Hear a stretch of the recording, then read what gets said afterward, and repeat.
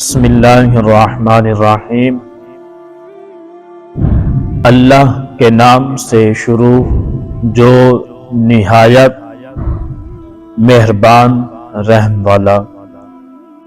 دوستو، میرے بھائیوں، میرے بیلیوں، میں آپ کے سامنے آج حاضر ہوں اس مالک کا پیغام لے کر جس مالک نے ہمیں پیدا کیا۔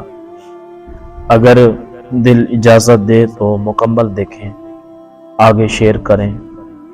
تو ایک صوفی، ایک بزرگ کا قول ہے، اس نے فرمایا کہ جب انسان کوئی رزق کے پیچھے دوڑتا ہے تو رزق اس کے آگے دوڑتا ہے۔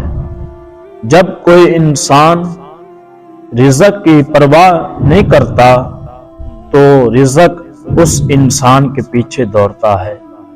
تو واللہ خیر الرازقین، اللہ تبارک و تعالی کا انسان کے ساتھ وعدہ ہے کہ انسان رزق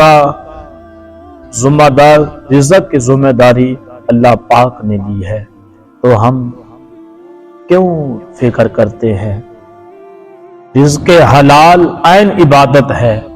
تو میرے دوستو، فکر چھوڑیں، جو اللہ تبارک و تعالی نے رزق کا وعدہ کیا ہے، مالک نے وہ رزق دینا ہے ہر حال میں، ہر صورت میں، ہر گھڑی میں۔ آپ تھوڑا صبر کریں۔ ازمائش، اللہ تبارک و تعالی نے فرمایا کہ میں اب جو میرے پیارے ہیں میں ان کو ازمائش میں ڈال دیتا ہوں، پھر ان کو دیکھتا ہوں وہ میری ناشکری تو نہیں کرتے۔ میرے دوستو، ہر وقت اللہ تبارک و تعالی کا شکر ادا کرنا چاہیے، جس حال میں مالک رکھے۔ مالک تیرا شکر ہے، تو نے مجھے اس حال میں رکھا۔